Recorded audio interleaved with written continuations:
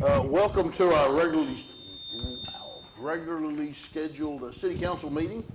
It's Tuesday, August the 9th, 2022 at 6 p.m. We do have a quorum, so I will call this to order.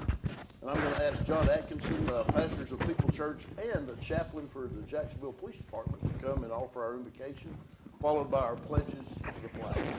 Brother John, thank you. Would you join me in prayer? Father, we're grateful for another day of life, and we thank you, Lord, for your goodness. And Lord, we pray that tonight would be, Lord, just a meeting that would honor you. We ask, Lord, that you would give wisdom to those, Lord, who represent our city. We thank you for this council and for all that they do to serve. We thank you for those, Lord, leaders in this city and businesses and all the residences, Lord, that live here, Lord, each family, God. We pray your blessings on Jacksonville, and that we would continue, Lord, to honor you in Jesus' name. Amen. Amen. John, if you'll join me in the pledges.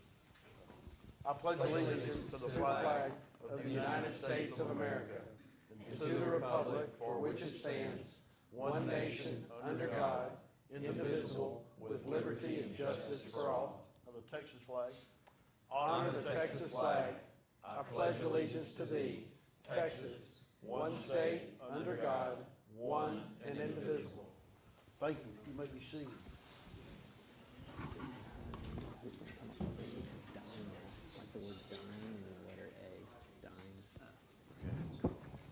Our next item is citizens' participation. This is where we set aside some time to hear some concerns from citizens. If they want to address the council, we cannot take any action on their request. We did not have anybody turn any request in. Is there someone that wanted to that didn't? Speak now or forever hold your peace, as they say. Okay, we do not have any citizens' participation.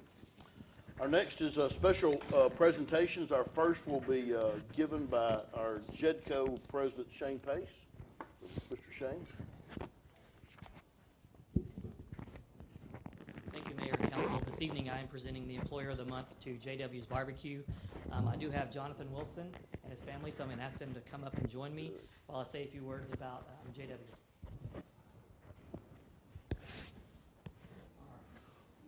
Fatty or lean? So for those of you who have not been to JW's, which I'm assuming most of you in this room have, JW's was started in 2020, October 2020 here in Jacksonville. Jonathan is a Jacksonville native, grew up here, graduated high school in 1996, moved off to Arkansas, came back to Jacksonville, followed his passion, and started JW's Barbecue. So it's been a great addition to Jacksonville. They have actually garnered national attention. CNN listed them as one of the must-stop, must-have barbecue restaurants in East Texas, so give him lots of accolades for that. But this is going to be a little bit more personal tonight, since Jonathan is actually my neighbor. He lives behind me. His kids climb over the fence every now and then. But one of the things that I think is special about JW's, the very first time that I came to Jacksonville, I was taken to JW's for lunch. And it's a really special place. And I think what makes a community or a place special is community. And if you've ever been to lunch there, if you haven't, I just challenge you to look around the room and see how many people say hello to each other, how many people stop and shake hands, or have a personal conversation with Jonathan and his staff. It's a really special place. I remember going home that evening and talking to my wife and saying, wow, that was a really great experience. I've never been anywhere like that where everyone knows each other and they all stop and they say hello and they ask how you do, and I really want to be a part of that. And so I'm glad that I am able to be a part of Jacksonville, and I'm glad that Jonathan and his family for everything that they do, and just hope you guys have much more success, and thank you for everything.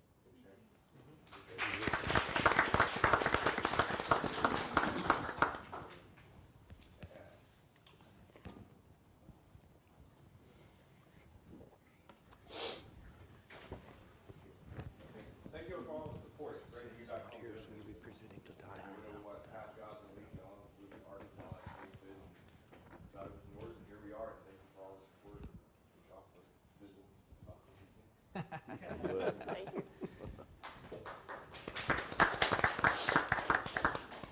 And I have one award to pass on to Dinah. She works in our finance department. And this is a Government's Treasurer's Organization of Texas Certification of an Investment Policy presented to the City of Jacksonville for developing an investment policy that meets the requirements of the Public Funds Investment Act and the standards for prudent public investing established by the Government's Treasurers Organization of Texas, signed by Heather Halbert. She is the Government Treasurers Organization of Texas president, and we want to present that to our Finance Department and Dinah. So there you go. You bet. Thank you very much. You bet.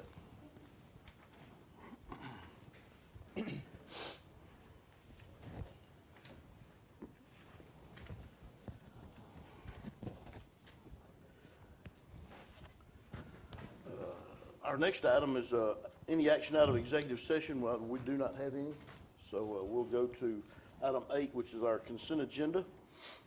Items under our consent agenda require little or no deliberation. It's just some housekeeping. In fact, the only thing there is our minutes of our last council meeting, July 7th. So I will entertain a motion on our consent agenda. Do we have a meeting July? We did not have one. This goes back to, yes, July 7th. Yeah. Well, I'll make a motion that we approve the consent agenda. We have a motion by Councilman Tim McRae, Second. second by Councilman Hubert Robinson. Any discussion? If not, all in favor say aye. Aye. Any opposed? Hearing none, that motion carries. Our next item is number 9, Ordinance Number 1628, authorizing the issuance of the City of Jacksonville, Texas Tax and Surplus Water and Sewer Revenue Certificates of Obligation, Series 2022A. Mr. James? Yes, Mayor, City Council, excited to get to this step in this project. It's been on our agenda several occasions, first in April of 2022 when Council sought assistance from the Texas Water Development Board for this project. Again, in June of 2022 when we issued the Notice of Intent to take the action that we are going to take this evening. We do have our bond counsel, Jonathan Farrells of Bracewell, and our financial advisor from Hilltop Securities, John Martin, here this evening to answer any questions you may have. But this is for the issue of the Series 2022A for $5 million of certificates of obligation for the extension and replacement and improvement of a sanitary sewer line near approaching 2 miles of sewer line, improving it from an existing 18-inch concrete pipe to up to 24-inch pipe. Stems generally from the area of South Bolton near Tina, east towards our sanitary sewer, our wastewater treatment plant. It does include also the improvement of a lift station along Lakeshore Drive. So this will address some known deficiencies in the city's sanitary sewer system, and we're excited to have the opportunity to get this project on the docket. What it's looking like from here on, should council approve everything tonight, engineering study, preliminary, and environmental assessments will continue through May of 2023. We should see construction in the summer of the summer of 2023, and looking at about a 1 to 2 year project. This is a big endeavor for the community. This has got to be one of the largest reinvestments in the sanitary sewer system in quite some time. Any questions for bond counsel or financial advisors? Gentlemen, would you like to say anything to the council this evening? For us, we'll just wait until the next item to talk about all the COs. Perfect. Okay. All right. Very good. It's in item 9 in your packet, and I just looked, interest rates 1.04% up to 1.7, so it's almost free money as far as interest is concerned. So do we need a motion to approve that? That's correct. Okay, so I'll entertain a motion to approve ordinance number 1628. I make a motion, we approve ordinance number 1628. Okay, we have an ordinance by Councilwoman Mindy Gellick, second by Mayor Pro Tem Rob Goen. Any discussion we may need to have? If not, all in favor say aye. Aye. Aye. Any opposed? Hearing none, that ordinance passes. Item number 10 is to discuss and consider with possible action approving a contract with Stokes & Associates for engineering work on the new lift station and sewer line from Bolton to the east side of the city, which will be funded by a low interest rate loan from the Texas Water Development Board. Thank you, Mayor, City Council. This item is directly related to the prior item. This is actually the contract with Stokes & Associates, engineering firm out of Henderson, Texas, for all the planning, both preliminary and final, as well as construction phase services and resident project representation for the construction of this project. Fees total about 14% of the project. The cost of this is wrapped into the issuance of the COs, so we'll be funding it via those funds. One thing that's really, I think, worth noting is the fact that we will have resident project representation included in this project. What that means is that we'll have on-site every day, up to 24 hours a week of basically an engineer or construction inspector making sure that the integrity of the improvements is good. We're a lean staff, and so it's nice to have that extra set of eyes and the funding for that baked into this issuance so that we can make sure this is a quality project for the community. You'll see the fees total $785,000. Good. I'll entertain a motion. I'll make that motion. We have a motion by Councilman Tim McRae approving the contract with Stokes and Associates. Do we have a second? Second by Councilman Hubert Robinson. Any discussion that we may need? Hearing none, all in favor say aye. Aye. Aye. Any opposed? Hearing none, that motion does carry. Item number 11 is ordinance number 1629, an ordinance authorizing the issuance and sale of the City of Jacksonville, Texas Combined Tax and Revenue Certificates of Obligation, Series 2022, and levying the tax to pay those. Mr. James. Yes, Mayor, City Council, very similar to item 9 on your agenda. This is again the issuance of COs, this time for about $4.6 million that will be used to improve the city's road infrastructure. About 12 months ago, maybe a little less, maybe closer to 10, the city did partner with an engineering firm out of Tyler as well as Roadbotics to conduct an assessment of the city's street.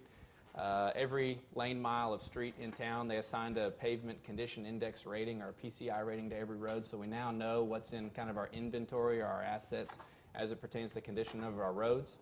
There's different means and methodologies through which we can improve the roadway system, whether it's full depth reclamation, chip seal, 2-inch overlay, mill-and overlay. There's a lot of different things to pick from, but this is going to be the funding to set the wheels in motion rather, to make sure we can start improving the city's road network. Okay. Yeah, yes, sir. I think you wanted to say some words about that. Thanks, Mayor. I'm John You Martin bet. with Hilltop Securities. Jonathan Frells is with Bracewell. He's your bond counsel, and so any legal questions or as it relates specifically to the ordinance or any other procedures to the COs, he's the man to speak to. Also with me is Michael Martin, my son and partner. We've provided you all a booklet that really goes through the financings that you all are looking about, items 9 and 11 tonight. And I'd just like to direct you really to, won't go cover the whole booklet, this you can reference later on. But behind tab 2 is the report from Standard & Poor's. So we had a really good call with the S&P folks, and they did confirm or affirm your A+ rating. We feel like that next time out they told us that keep doing what you're doing, everything that this city has control over, that they're taking care of. Y'all are doing a fantastic job, and they want to see like one more really good clean audit.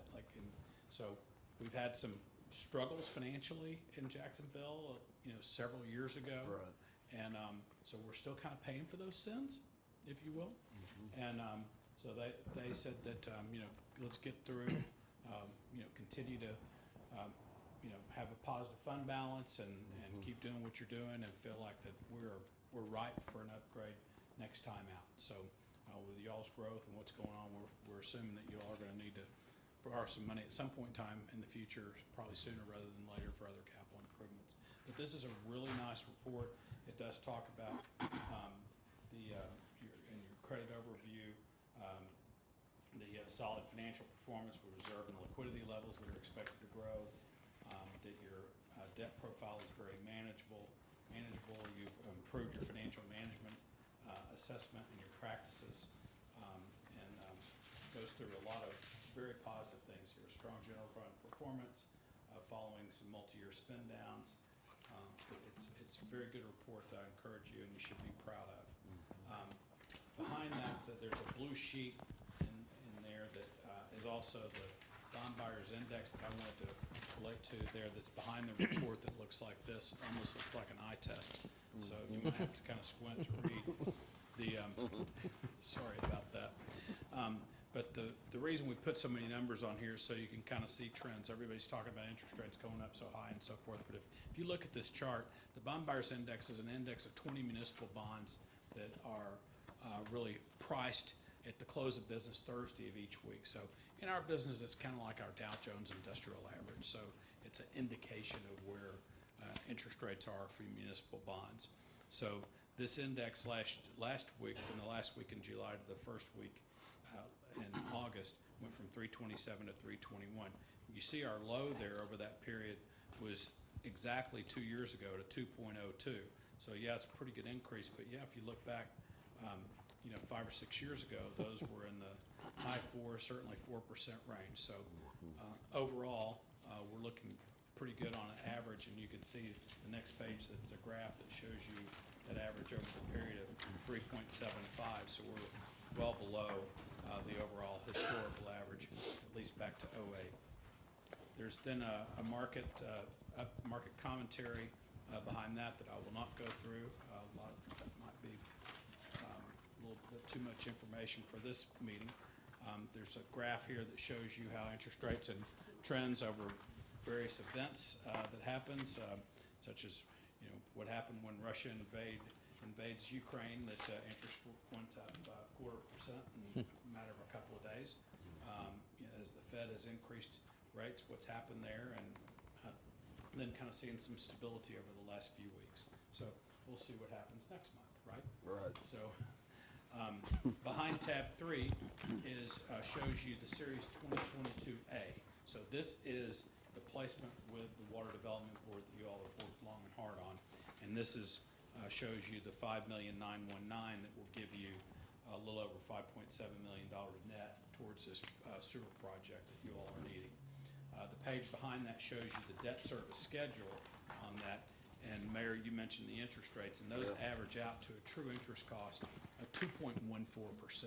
So, like you said, by comparison, you look at the bond buyers index, it was really worth the wait. The Water Development Board takes a little bit long, a lot of extra steps involved there. I know, especially for Mr. Bracewell and his associates, a lot of hoops to jump through there. Sure. And particularly for engineering as well. But at the end of the day, 2.14% is worth the wait.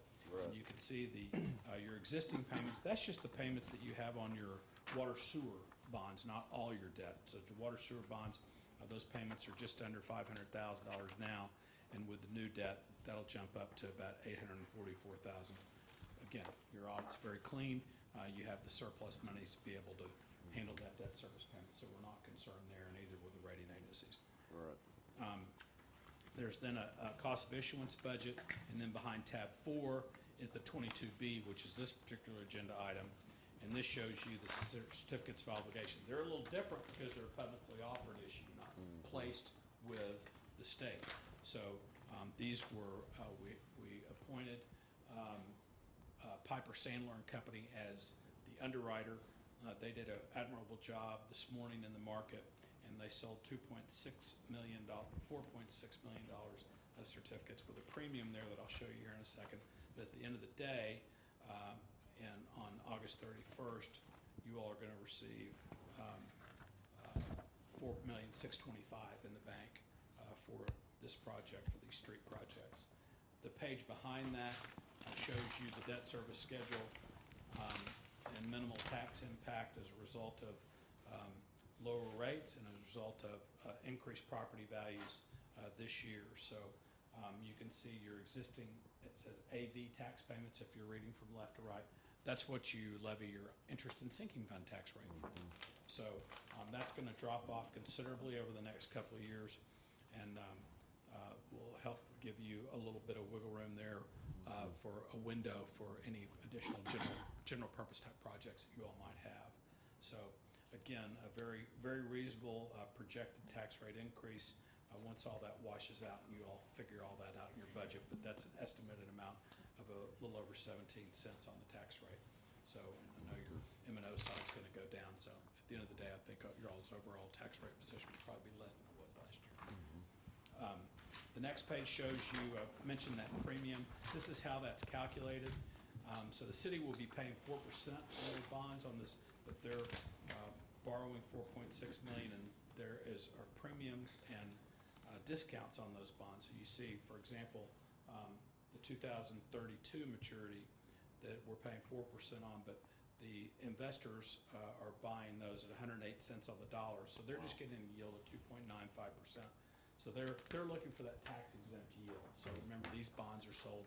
The investor, that income that they receive, the interest that we pay on those to the investor is exempt from federal income tax. So it's a very attractive deal for them.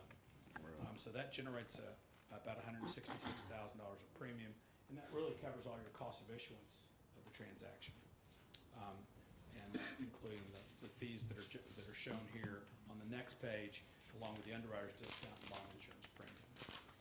Finally, behind tab 5, that is a copy of the offering document. You can see what that looks like. That goes over the terms and conditions, covenants of the transaction. In the back, there's a lot of economic and demographic information that talks about your top taxpayers, your collections, a summary of your financial statements over the last several years.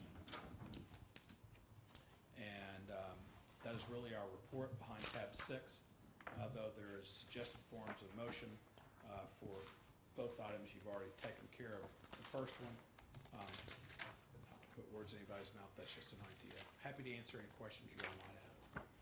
You know, currently it shows we have a A+ rating, and you said one more good, clean audit. What's the next? AA minus. AA minus. Okay. That's what that'll be. So it'll get into that AA category, which will be a big deal for you. And that will also save you the need to buy third-party bond insurance to buy a credit enhancement. Okay. So as you can see, we paid almost $14,000 to ratchet up that rate, and we bought third-party insurance to get us from an A+ to a AA to the investor. I see. So it's really kind of a buy down of the rate, Right, if you will. sure. Okay. So that will go away with a rating upgrade. Great. PMA insurance. Okay. Y'all have any questions for Mr. John? Thank you so much for your Thank you very presentation. much. Thank you, John. You It's our bet. pleasure. Great. Okay. Hearing that explanation, I'll entertain a motion on ordinance number 1629. And there's a suggested, as Mr. John said, the form in the back. Yeah. If anybody wants to I'll make that make a motion. motion. Okay. I move to adopt an ordinance authorizing the sale and issuance of the City of Jacksonville, Texas combination tax and revenue certificates of obligation Series 2022A TWDB and approving all matters incident thereto. Okay. We have a motion by Mayor Pro Tem Rob Goen. That's actually the one from 9. What? Did I read the wrong one? Go one more page. Go one more. Yeah, thank you. I move to adopt an ordinance authorizing the sale and issuance of City of Jacksonville, Texas combination tax and revenue certificates of obligation Series 2022B and approving all matters incident thereto. Okay. Now we have a correct motion by Mayor Pro Tem Rob Goen. Second. Second by Councilman Tim McRae. Any discussion? All in favor say aye. Aye. Any opposed? Hearing none, that ordinance in motion passes.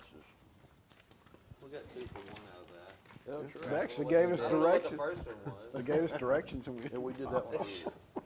Very good.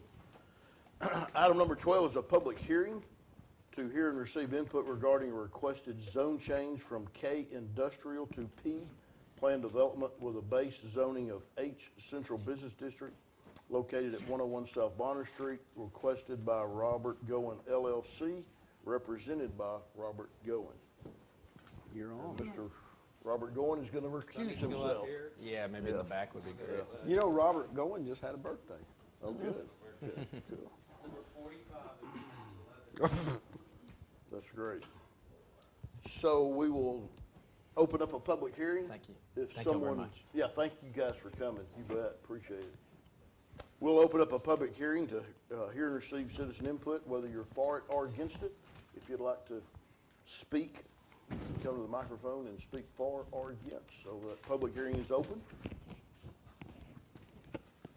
Seeing no one wants to make any comments, we will close that portion of the public hearing.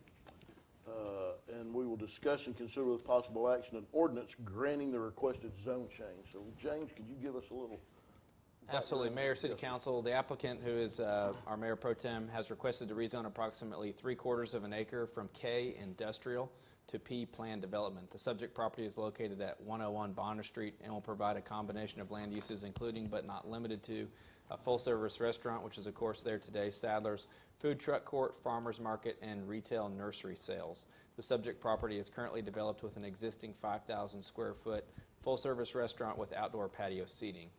The remainder of the property is undeveloped and was recently purchased by the applicant. The structure is currently occupied and operational. The proposed plan seeks to continue existing operations while introducing new land uses to complement and attract a broader customer base. So you see there on your screen or in your packet in front of you the land looking to be rezoned again from K Industrial to P Planned Development. We'll talk just a little bit more about that. Looking at the zoning map, you see some of the surrounding uses. All of our downtown retail is generally zoned central business, and you'll see that as requested and as outlined in the ordinance, the PD would still have the base zoning of central business in terms of any regulations that are not specifically mentioned or outlined in the PD zoning. At the June 21st P&Z meeting, unanimous approval or recommendation of approval rather was received from the Planning and Zoning Commission, and there was no opposition to the request. And then finally, you see in your packet there just kind of the general site plan. Typically, PUD requests or plan development requests are accompanied by a site plan, and you see generally there the Sadler's restaurant with the surrounding property that was recently purchased from the railroad.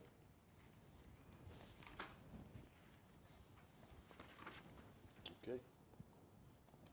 So hearing that explanation, I will entertain a motion. Mr. Mayor, I'll make a motion that we make the zone change from K Industrial to P Planned Development with a base zoning of H for Central Business District located at 101 South Bonner Street, Jacksonville. We have a motion by Councilman Tim McRae. Second. Second by Councilman Hugh Robinson. Any discussion? If not, all in favor say aye. Aye. Any opposed?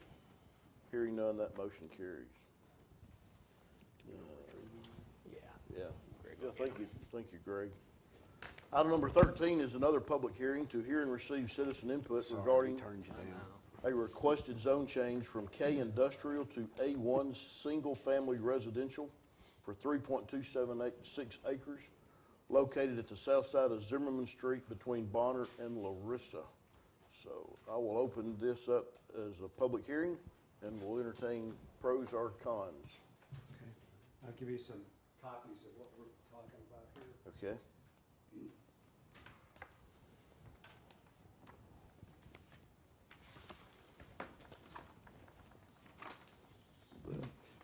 I'm Mike McEwen, Cherokee Real Estate. In the interest of full disclosure, I do represent the owners of the property, and if the approval goes through, I will benefit personally financially, because we've had the property for sale. Most of you, I'm sure, are aware where the Trinity Assisted Living is, and you all recently approved rezoning there for single-family dwellings. This tract of land continues on down toward Larissa Street, and the individual who's building the single-family homes next to Trinity Assisted Living is acquiring this property if it does get rezoned, and he will build single-family homes on that property. And this land's been for sale for over a decade, and finally we got somebody who's going to do something with it, and it will improve the appearance of the neighborhood. There's no question about that. And if any of you have any questions at all about this property, I will be happy to answer any questions that you've got. Anybody have any questions for Mike? Obviously, you're speaking in favor of? Yes, sir. Yeah, okay, great. Yes, Okay, sir. Just for the record. Okay, thank you so much. Appreciate it. Okay. Anyone else want to come and speak in favor of or against? Okay. Seeing none, we will close that portion of the public hearing, and I will discuss and consider with possible action an ordinance granting the requested zone change. I will entertain a motion. Or so more. Make a motion when we approve the requested zone change from K Industrial to A1 Single Family Residential on the south side of Zimmerman Street between Bonner and Larissa. We have a motion by Council Lady Mindy Geller. Second. Second by Councilman Tim McRae. Any questions anyone may have? If not, all in favor say aye. Aye. Aye. Any opposed? Hearing none, that motion carries. Item number 14 is another public hearing to hear and receive citizen input regarding a requested zone change from B, 1 and 2 family, to G, commercial, for .6246 acres located at South Jackson and Howard Street. So if anyone wants to come, we'll open that public hearing up for somebody that wants to come and speak in favor of or against. If you'll come to the podium, state your name, and then talk to us a little bit. Good evening, my name is Leslie Ford, and I am here representing Tidal Wave and the developer who is purchasing the property. So actually, I'm just here, I know that the P&Z approved us, but wanted to be here for any questions you guys had, anything that you'd like to know about the project, I'd be more than willing to share. We're just really excited to come into town, and we think it's gonna be a great spot for us. Great. Can I ask a question? Yeah? Yeah, I think so. Oh, During the- sure. I'm gonna give you permission, yes, go ahead. Sorry. Will there be a place to wash my dually? Your dually. I have to drive 15 miles to Bull Lake right now.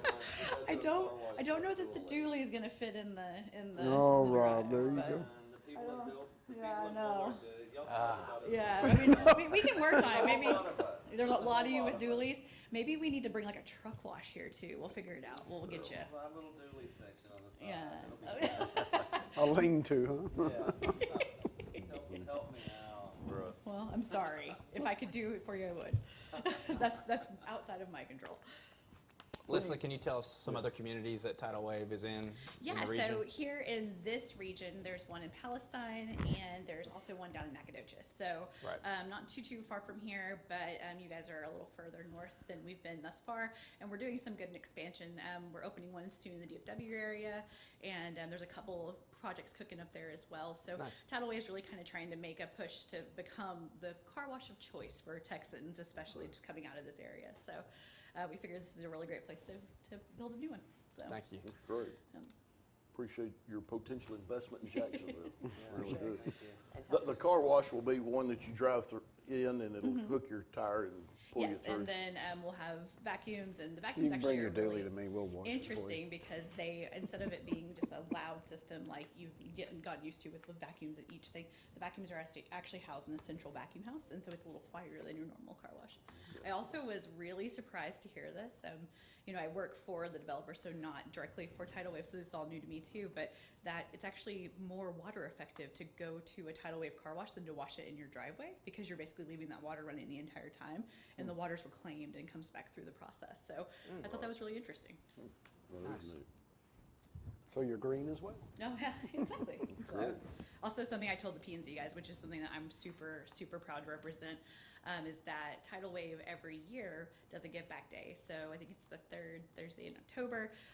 There is a give back day where a local nonprofit gets a percentage of the proceeds from the great. sale of all the car washes. So it's super cool because I think that's such a great way to really invest in the community. Right. Very good. Great. Thank you. Thank you. Anything Okay. else? Apparently not. Thank you so much. No, for Julie, I'm coming. sorry. No doubt. Anyone else want to speak in favor of or against? Now's your time. If not, I will close that public hearing and go to the second item, B, discuss and consider with possible action an ordinance granting the requested zone change. Mayor, I'll make the motion to have a zone change from B, 1 and 2 family, to G, commercial, at a little over, 6/10 of an acre, about acres, located at South Jackson and Howard Street. Second. We have a motion by Councilman Tim McRae, second by Mayor Pro Tem Rob Goen. I think this is going to be located and take away the mattress store. The one that's prob- been going out of business? Yes. It's going out of It's really business. going to go out of business this time. So that's great. It's been going out of business for 10 Been years. 45 So we have a years. motion and second. Any discussion other than, Way to go, Shane. okay, all in favor say aye. Aye. Any opposed? Hearing none, that motion carries. Item number 15 is to discuss and consider with possible action an ordinance calling for a November 8, 2022 charter amendment election and a proposition for a venue tax that would result in a 2% increase in the hotel occupancy tax. Mr. James. Yes, Mayor, City Council, as you're aware, back in March of 2021, you did call an ad hoc committee to review the charter and you see the members there on the slide. It was a really effective committee. You see they met numerous times. They put in a lot of hours of work, typically met at JEDCO. And Mayor, you and Brett and myself, we kind of served as the support team. Right. We were there just to answer questions and provide just responses and kind of best practices, maybe based on the charters of other and surrounding communities. So the Charter Review Committee did actually come up with about 75 different recommendations to include asking the voters to weigh in on. But they've kind of, in the interest of not having voter fatigue, they've dialed that back down to about 22 propositions. There'll be A through V if the election is called. There's a lot of different myriad of items ranging from potential term limits for all members as opposed to just the mayor. Many items are just to bring our charter into alignment with state law. So a lot of cleanup items as well. We will be issuing voter information both in English and Spanish well in advance of the election, and we've been having those documents kind of professionally translated in expectation that this would be called this evening. The second component, if there are no questions related to the charter, would be the venue tax. At your workshop last week, you did approve a resolution authorizing staff to send that resolution down to the comptroller to make sure that the state took no issue with us potentially levying an additional 2% locally on hotel room night or stays. That's exactly how the existing hotel occupancy tax works. It's currently a 13% tax on any room night stay here in Jacksonville, whether it's at Holiday Inn or an Airbnb. And what that looks like is a 7% levy by the city and a 6% levy by the state. If the venue tax was to be approved by the voters, it would relieve the general fund of some obligations in terms of funding the Civic Center. We would anticipate bringing in about $100,000 to $110,000 based on historical performance of the Hot Fund from room night stays in Jacksonville. So the Civic Center, of course, is what was formerly the clubhouse at Cherokee Ranch Golf Club. And we're seeking calling both of these elections. I will say we have yet to hear from the comptroller, but we don't foresee any issue with them authorizing us to seek voter approval of the venue tax. Okay. Hearing that, I'll entertain a motion, and then we can discuss if need be. I'll make a motion that we approve an ordinance calling for a November 8th charter amendment election and a proposition for venue tax that would result in a 2% increase in the hotel occupancy tax. Okay, we have a motion by Mayor Pro Tem Rob Goen, Second? second by Councilman Tim McRae. Any discussion? I might add, on the charter amendment, there's A through V. That's correct. I think James said you can vote for or against each one individually. It's not a all or nothing type thing. So That's correct. yeah. Okay. Any more discussion? All in favor say aye. Aye. Aye. Any opposed? Hearing none, that motion carries. Item number 16 is to discuss and consider with possible action approving a contract and joint election agreement with Cherokee County election offices to conduct the November 2022 charter and referendum election. Mr. James. Yeah, I don't have a slide for this item, Mayor Yeah, Council. It's a fine. pretty standard item. We typically do this during elections. It allows for additional locations for voters to vote at and ends up typically saving the city some money as well. So pretty standard process for the November election. So I will entertain a motion on that item.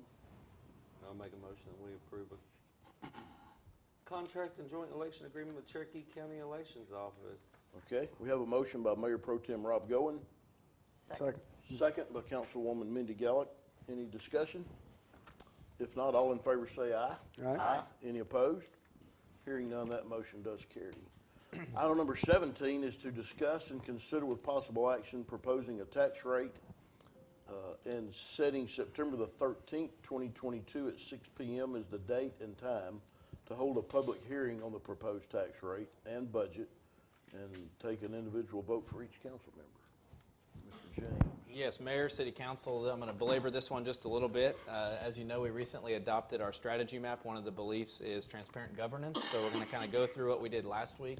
Obviously, tonight it's being captured on Facebook Live, and so our citizens can tune in and weigh in. I will say that this year, you'll notice the title of the budget is People Are the Priority. That was the foundational belief that the city adopted as part of their strategy map.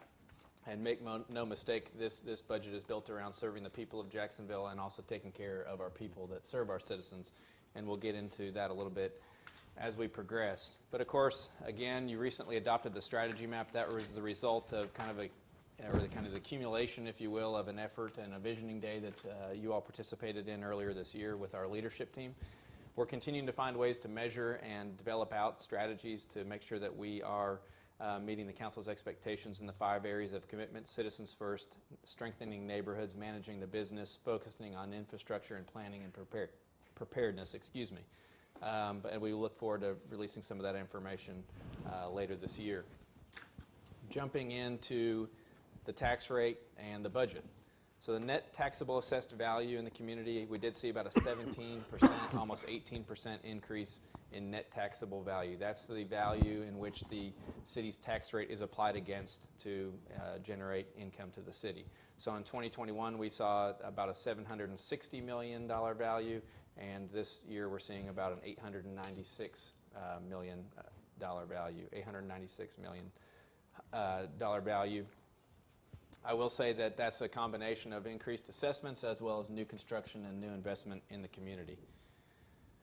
We are proposing and have built this budget around the voter approval rate, and I'll get into what that means here in just a moment, but it reflects a rate of 68162. We're currently at a rate of 68995, so it's about 0.8 of a penny reduction in the tax rate, or 1.21%. Looking at the tax rates themselves, obviously the rates split between M&O, maintenance and operation, and the interest and sinking. But the total rate is really where our focus is this evening. Again, we've built the budget and discussed the budget at last week's workshop around a 68162, or the voter approval tax rate. Also on this slide, you'll see that just as a friendly reminder, only 28% of someone's tax bill inside the city, residing inside the city, is to the city of Jacksonville. 16% to Cherokee County, 7% to the Lateral Road District, which is controlled by the county as well. So the county makes up 23% of Jacksonville citizens' tax bill. The city comes in right behind, or right after that at 28%, and the school district at 50%. Now that's based off current tax rates. We do expect some fluctuation with the other taxing entities this year, but generally it will remain consistent with that. You'll see the tax rate shows an increase in revenue to the city of roughly $846,000 for this next year, and as we progress, we'll kind of talk about some of the things we're going to do. But one thing I think to keep in mind is you see the no new revenue tax rate there at 58 cents, and the rate which we've constructed the budget on with council's support at the 68162. So that's roughly a 10-cent fluctuation.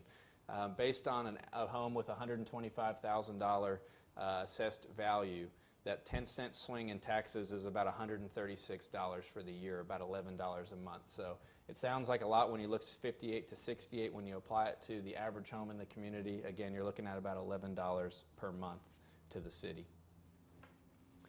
You see here kind of the trend the last 10 years and then the proposed rate in terms of the ad valorem tax rate for the city. The last year we did make a reduction from 6.9 flat to 6.8995 small. And this year we're proposing, again, about that 0.8 of a penny reduction to 68162. So that would be 2 years of reducing the tax rate. So elaborating just a little bit more on what I discussed from the 58 to the 68 cent tax rate. This is a chart. This chart shows the average, or the impact rather, to the average homestead. So last fiscal year, the average homestead taxable value sat at $113,000. And when you applied the tax rate of the 68995, the city taxes due would have been $783. This year, with the increase in assessed values, where we saw the average homestead taxable value increase to $121,000, about a 7% increase. When you apply the proposed tax rate, the 68162, you realize city taxes due of $829. That's about a $47 increase based on the average homestead for the year. So this is obviously what funds a good portion of the general fund, and we'll take a look at the revenues here in a little bit. But the general fund is responsible for your police, your fire and EMS services, streets, library and museum, parks, animal control, code enforcement, and development services, and some other services such as administration. So that's the impact to the average homestead. Here's kind of an all funds summary or roll-up, if you will, of what we looked at last year as a proposed budget as compared to what we're recommending this year. The city's kind of organized into 8 funds, enterprise fund being our water and sewer. We want to run that like a business. We have some capital project funds, grant funds, and as mentioned a moment ago, the general fund. The biggest fluctuations you're going to note here are in both capital funds, capital improvement project funds, the general and the utility. And that's reflecting basically the revenue stream coming in from the issuance of the debt that we took action on earlier this evening, and then basically injecting that back into the city's infrastructure, both in roads as well as the water and sewer system. So that's where you note the biggest changes. And then in the special revenue funds, you notice a reduction of about 31%. That has to do with the issuance of the tax notes for the Civic Center and purchasing the Civic Center with those. And next year we're looking to do some renovations. So big picture, this is again just kind of a different way of looking at all the funds. We're looking at a $29 million revenue this year. A little over half of the city's revenue does come from the general fund. That's ad valorem and sales tax. We'll get into that in a little bit greater depth. You see the next biggest piece of the pie there is going to be the water and wastewater utility fund. That comes from production and sale of water and then processing wastewater, as well as the sale of water to 4 water supply corps.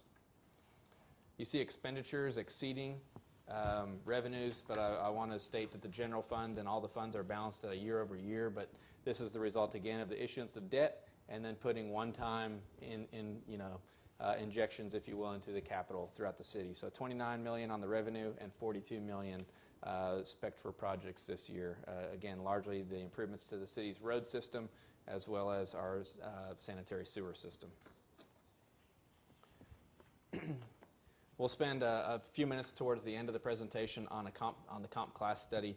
You'll see that here as the #1 expenditure on the general fund side. So people are what get things done at the city. It's nice to have good equipment and good facilities, but if we don't have people with the right skills and talent and people who want to stay around here and build institutional knowledge to improve services, it's hard to do just that. So compensation adjustments included in the recommended or proposed budget at $1.2 million on the general fund side. We'll look at that compared to other cities, and we'll have a greater in-depth presentation from the consultant on that out of Delaware at your September meeting. After that, you see a significant improvement or increase in the street overlay program at $245,000. Health insurance premiums have raised for employees. We'll take a look at what that looks like. But on the general fund to the city, it's a cost of $93,000. Fuel has gone up for the city just like it has for our citizens, and we're certainly mindful of that. But to keep police cars on the street and trucks maintaining water lines and sewer lines, we're looking at an additional cost on the general fund side of $98,000. Has some improvement in sanitation services. A new box being added to an existing chassis, a new chassis for an existing box on an ambulance. Some increase in our parks maintenance budget up to $50,000. I would love to see that. I'm really excited about the parks improvements coming this year based on the sale of the lake lots, and we'll talk about that again in a moment. 2 patrol vehicles to make sure we have a new and rotating revolving fleet for our police officers, and the addition of 1 new officer, full-time community engagement officer. So we'll be transitioning an employee into that and then backfilling that position with a patrol officer. General fund revenues looking at about $14.6 million. There's kind of just a breakdown highlighting exactly where the revenues come from. I'm not going to belabor this evening. Our citizens can pause the presentation and kind of drill down on this, but you do see ad valorem generating about $4.6 million in revenue to the general fund, and then sales tax coming in behind that at 3.3, almost 3.4 million projected this coming year. So a little bit more on sales tax. We have been seeing an increase in sales tax proceeds or receipts to the city and JEDCO, our local rates, 2%. 0.5% of that does go to the county. So similar to our residents paying ad valorem taxes that are going to the county, sales tax, 1/4 of the local levy goes to the county. Half of it stays here and funds the general fund, and another 0.25% funds our Economic Development Corporation. So just want to call everyone's attention to that. And then on the general fund expenditure side, employee services are almost always going to be your highest expenditure on the general fund side. And of course this year with full implementation of the proposed comp class study, you see that piece of the pie at 67%. Shifting over to the general capital projects fund, Again, we have the $4.8 million. It'll be about $4.6 million that we'll be able to inject into the city's street infrastructure, and we will take a look at underlying infrastructure as well, so that we make sure that if we're overlaying or certainly reconstructing a street, that we're doing so on a solid foundation of other infrastructure. You see several park projects noted here: Lincoln Park, Hazel Tilton Park, which is where the former Central Fire Station was here just west of City Hall, and then the Love's Lookout Bike Trail. These numbers are still kind of working, but again, what we're trying to show here is a significant reinvestment in the city's park system, and that will be largely funded by the sale of the lake lots. Those funds have to go back into the park system, and we're excited to make that happen for our citizens. You see an additional dump truck, backhoe, and right-of-way mower. We mow a lot of right-of-way throughout town, and you have to have the right equipment to do that. A lot of our roads are maintained by the state: 175, 135, 69, 79, Bolton. That's nice, but their idea of maintaining the right-of-ways is probably a little bit different than our standards, so that's where some of this larger equipment comes in, and I thank Randall and his team for doing that.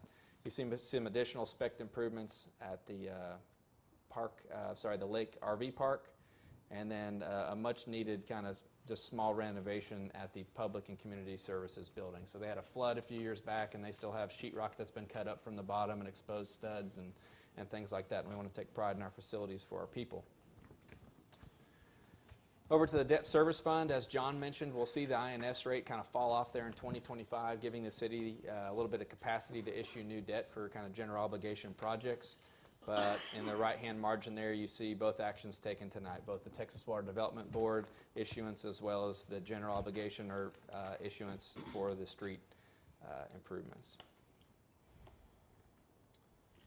On the grant fund, this is where we're managing the sidewalk project. So JEDCO is 100% funding that to include the match from the Texas Department of Agriculture. It was a CDBG grant project, excuse me. They are funding that, but it's technically the city was the recipient, so they're kind of funneling their funds through us to help manage the project. And I'll touch on that again here in a moment. We do have an improvement project that we're managing at Buckner Park. We hope to see that take place a little bit later this year, but we'll overhaul the playground. And then the Lake Jacksonville Boating Access and Concession Park grant at just about $2 million. Now, only about 500 of that will be the responsibility of the city. About 1.5 is in the form of a reimbursable grant, but that's going to bring great improvements to the lake park. The Water and Wastewater Utility Fund. Again, we have a lot of people in this fund. This is these are the men and women that take care of the water and wastewater infrastructure throughout town.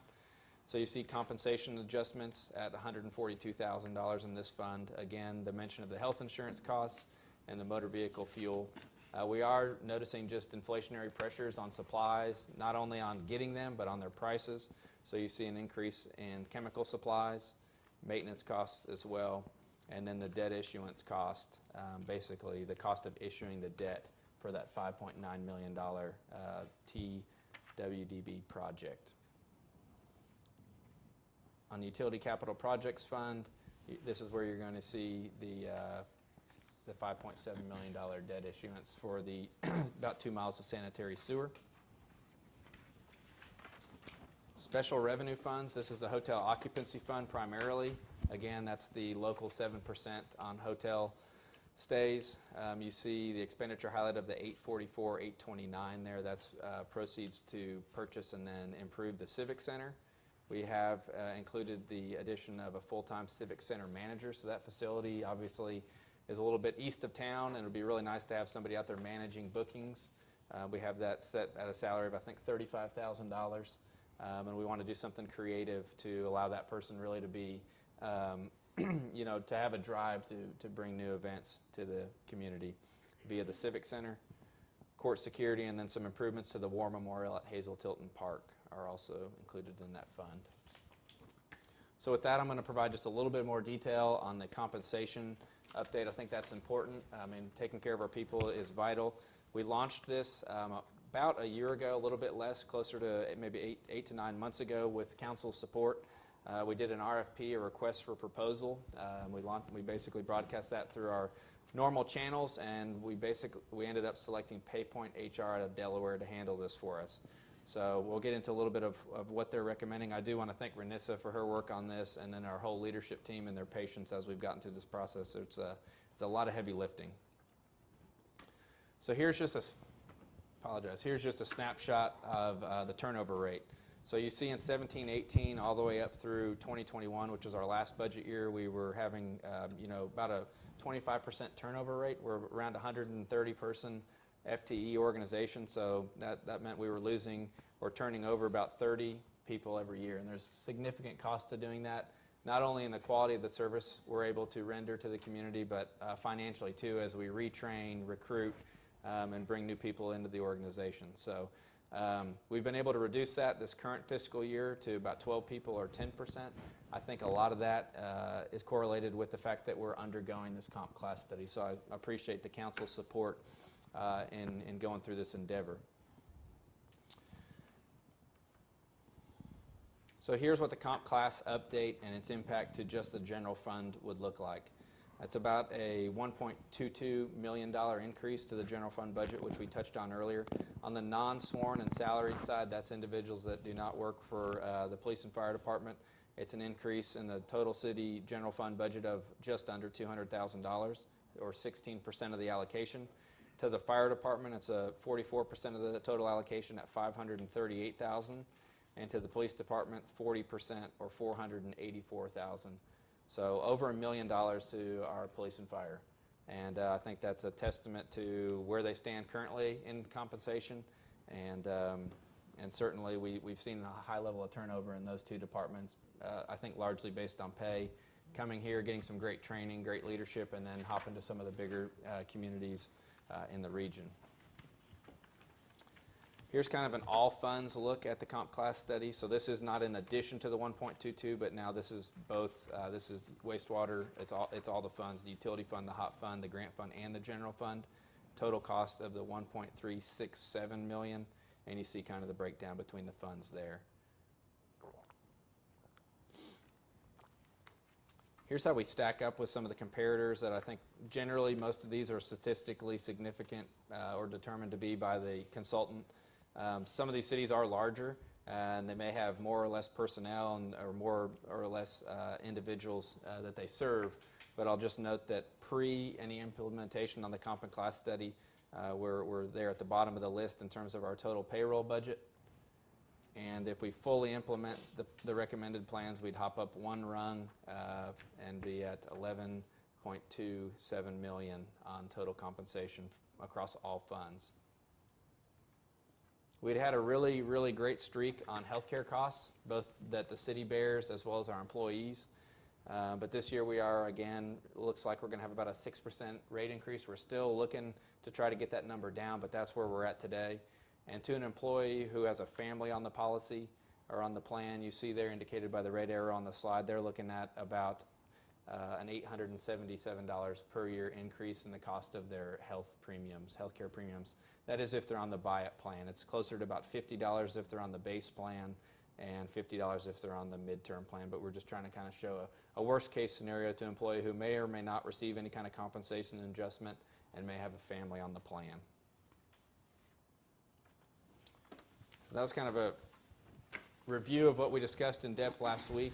Of course, we had the workshop on the 5th. Tonight was the presentation.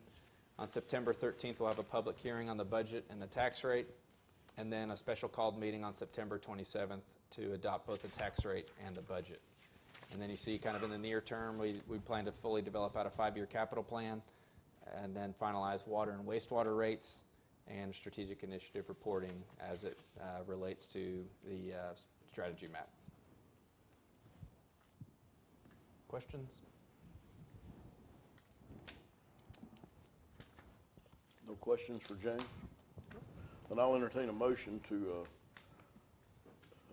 entertain on the proposed tax rate, setting it September 13th, 22, and the proposed budget at this point.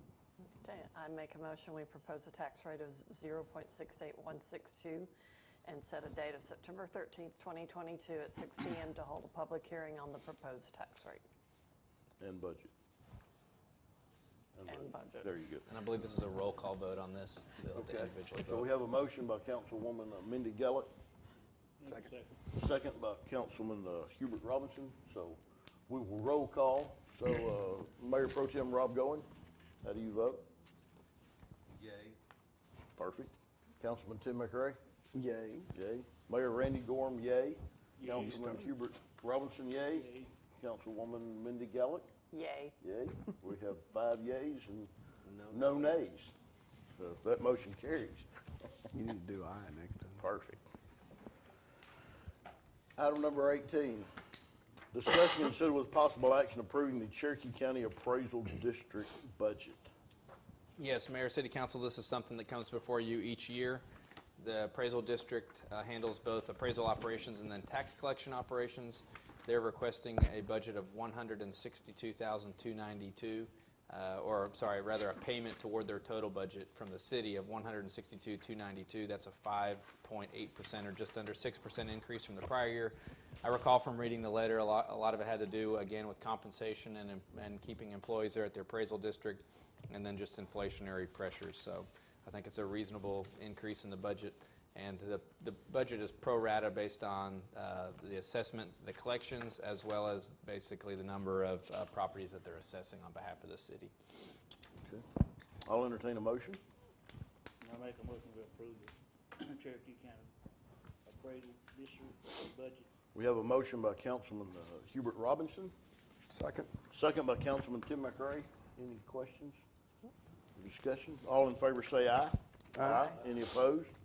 Hearing none, that motion does carry. Item number 19 is to discuss and consider with possible action a resolution introducing an ordinance and setting a public hearing date regarding a proposed annexation of the landfill. Yes, Mayor, City Council, items 19 through 23 on your on your agenda are going to be very similar, but we'll go through each of them individually as part of the formal annexation process. Really appreciate Brett, Shane, and Renissa doing a lot of heavy lifting on this. It's kind of an arduous process, especially when we, the city, are trying to annex our own property, but we still have to follow the correct protocol. So 19 is for annexation of the landfill. It's off of Heath Lane, generally in northeast Jacksonville, south of Love's Lookout. The purpose of the annexation truly is just to generate the sales tax revenue associated with that. The county and the state are currently realizing sales tax receipts from it, and based off historical performance, we estimate about $75,000 a year in sales tax generation from the landfill. $50,000 to the city, $25,000 to the Jacksonville Economic Development Corporation. It's 144 acres. Tonight's action is the resolution introducing, and on September 13th, the council would approve the formal ordinance to annex the property. Okay. So I will entertain a motion. I'll make the motion that we introduce an ordinance Okay. and set a public hearing date regarding the proposed annexation of the landfill. We have a motion by Mayor Pro Tem Rob Goen, Second. second by Councilman Tim McRae. So all we're doing is just introducing a resolution to be heard at a later date, right? To vote on the actual ordinance? Introducing an ordinance. Right. Okay. Does that sound right, Mr. Yes, Wood? sir. Okay, cool. All right. Any discussion? All in favor say aye. Aye. Aye. Any opposed? Hearing none, that motion carries. Item number 20 is discuss and consider with possible action the resolution introducing an ordinance and setting a public hearing date regarding a proposed annexation of the golf course. All right, I'll brief you on 20 and 21. We'll have to take action separately, Okay. but they're married, obviously. Correct. So this all pertains to JEDCO and the city working together with the golf course operator to secure the future of the golf course. So JEDCO bought 180 acres, which are the golf course itself, and the city bought the Civic Center to include 3 acres in the driveway out to Highway 79. So the city is making the request to annex the Civic Center. JEDCO, with unanimous support of their board of directors, is making voluntary requests to annex the 180 approximate acres of the golf course. Again, final action on this will be taken at the September 13th meeting. And this is kind of twofold. There's a little bit of sales tax to realize from tournaments and sales at the pro shop and potential operations at the Civic Center, and then also just to protect future development of the property. Okay. So I will entertain a motion to consider with possible action a resolution introducing an ordinance and setting a public hearing date regarding the annexation of the golf course. I'll make that motion. Okay, got a motion by Councilman Tim McRae, Second. second by Mayor Pro Tem Rob Goen. Any discussion? If not, all in favor say aye. Aye. Any opposed? Hearing none, that motion carries. Our next item is to discuss and consider with possible action a resolution introducing an ordinance and setting a public hearing date regarding the proposed annexation of the new event center at the golf course, which we just heard the Briefed that at the explanation. same time, yes. I will entertain a motion. I'll make the motion. Got a motion by Mayor Pro Tem Rob Goen, Second. second by Councilman Tim McRae. Any discussion? If not, all in favor say aye. Aye. Any opposed? Hearing none, that motion carries. Item number 22, discuss and consider with possible action a resolution introducing an ordinance and setting a public hearing date regarding a proposed annexation of property directly behind Dollar General and Highway 79 West, North. And we're going to pull this one from the agenda tonight. Pull that Yep. from the agenda. Thank you. Yes. All right. We'll go to the next item. Discuss and consider with possible action a resolution introducing an ordinance and setting a public hearing date regarding a proposed annexation Jedco-owned property south of Loop 456 at Highway 69 South. Yes, Mayor, City Council, approximately 2 years ago, the Jacksonville Economic Development Corporation did purchase this 70 acres that lies at the southeast corner of the Loop 456 and 69 intersection across from DNL Tooling. Again, about 70 acres, same process as the other few. Will introduce the resolution, take final action on September 13th. This is just really to prepare for future development. I know Shane's working with his board on what utilities and what the best and maximum layout of that property could be, whether it's industrial or a combination of industrial and retail, since it has the highway frontage. And this is just kind of teeing that up to make sure that in the future we can generate both the ad valorem and the sales tax and control the quality of development on the tract. Okay. So I'll entertain a motion for a resolution introducing the ordinance about the potential annexation of Jedco land. I'll make the motion. Have a motion by Mayor Pro Tem Rob Goen, Second. second by Councilwoman Mindy Gallick. Any discussion? If not, all in favor say aye. Aye. Any opposed? Hearing none, that motion carries. Our last item is to discuss and consider with possible action granting Encore a 10-foot utility easement across the southern end county road side of lots 1 through 7, Block D, Lake Shore Subdivision, Lake Jacksonville. Yes, Mayor, City Council, you have an exhibit. These are the 7 lots currently up for public auction near the dam on Lake Jacksonville. But through the county's plating process, one of those is that the electric provider needs to sign off on that plat. And to do so, they are requiring, the electric provider being Encore, the 10-foot utility easements to make sure they can serve these homes appropriately. Okay. So I'll entertain a motion. I'll make the motion. Have a motion by Mayor Pro Tem Rob Goen, Second. second by Councilman Tim McRae. And the motion is to grant Encore that 10-foot easement on those lots. Any discussion? All in favor say aye. Aye. Any opposed? Hearing none, that motion carries. Item number 25, open forum for mayor and council. Anybody have something they want to talk about, discuss? All of our local water utilities, Afton Grove and other places, I Right. say Afton Grove, I don't know that, but our small people Right. are doing water rationing and things like that. What's our thought process on things like that? We're good in terms of production and pressures and things like that on our side. Yep, and tonight's rain certainly helped as well. Yeah. Yep. I don't always understand why they're doing stuff like that, but, Well, they got a limited, we got a lake. Yeah. well, but we've always sold them product too. Sure. Yeah. I mean, we're their source of water, or have been in the past. Well, we're still probably the primary I'm source. just Well, curious. for 4 of them, I guess. Right. I didn't know if I was missing something. Apparently we got plenty. We're blessed to have plenty. We are. Yeah. Exactly. Anybody else? We had our budget workshop one last Friday. Whew, Yeah. it's the longest 2 hours ever. Yeah, but it used to be a day and a half. So hats off to the staff for working so Absolutely. diligently and putting that together. It was a great job. All right, city manager? You have Yeah, a couple report? items to cover tonight, Mayor, Council, Okay. and community, most of all. Jacksonville Economic Development Corporation's partnered with the Chamber and Texas Workforce Commission. I think this is probably maybe their 8th or so annual Jacksonville Job Fair. I think they took a break during the pandemic, if you will, but they're back this year. It's going to be conducted at People's Church, which is east of town on Highway 79. It'll be this Thursday. There's over 30 employers who will be looking for employees out there. So a good opportunity for our community to get out there, put their best foot forward, and try to get a rewarding career. Next, the lake lots, the sale process or the auction process did kick off about 8 a.m., 9 a.m. Monday morning. It'll wrap up 5 p.m. Labor Day, Monday, September 5th. The only chance that it really goes past 5 p.m. is if someone places a bid within 3 minutes of the auction's end. It adds 3 minutes and just continues to do that until there's no activity. So basically allows people to refresh their browser, give them an opportunity to make their highest and best offer.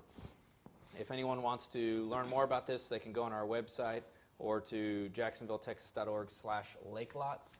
The auction itself is going to take you to a different vendor, Gov Deals. We've sold some equipment through them in the past and been pleased, and you can find out everything about the opportunity to purchase the lots there.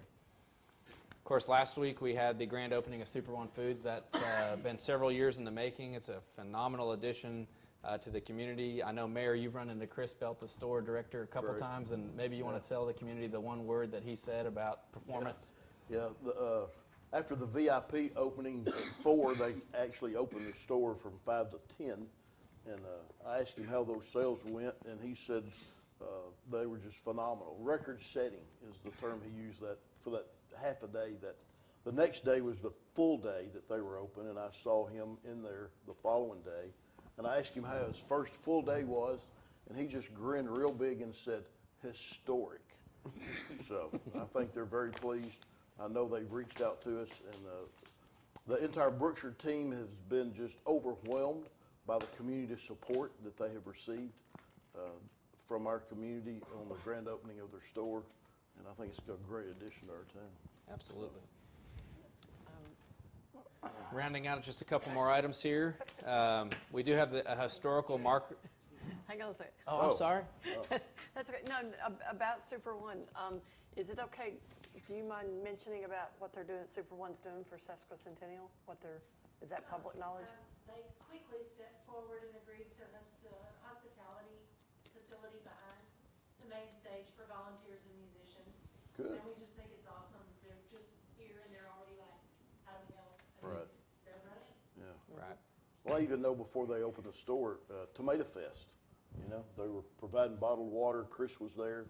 They just want to dive in and be a part of our community. They've been doing business with us since the construction crew came in. We've helped them all along. They've been awesome. Yeah. Mr. Shane? They're providing food for the job fair on the 11th for all of the attendees. Wow. Nice. Yeah. Great community partner. I know at one time this has been years ago, there was an article in the Tyler paper. I think a large, huge conglomerate grocery store made a run at them to buy them. And the leaders in Tyler hated to lose them as a grocery store, which the sale didn't go through. But they said more importantly than that, they hated to lose them as a community partner, that they make a great corporate citizen.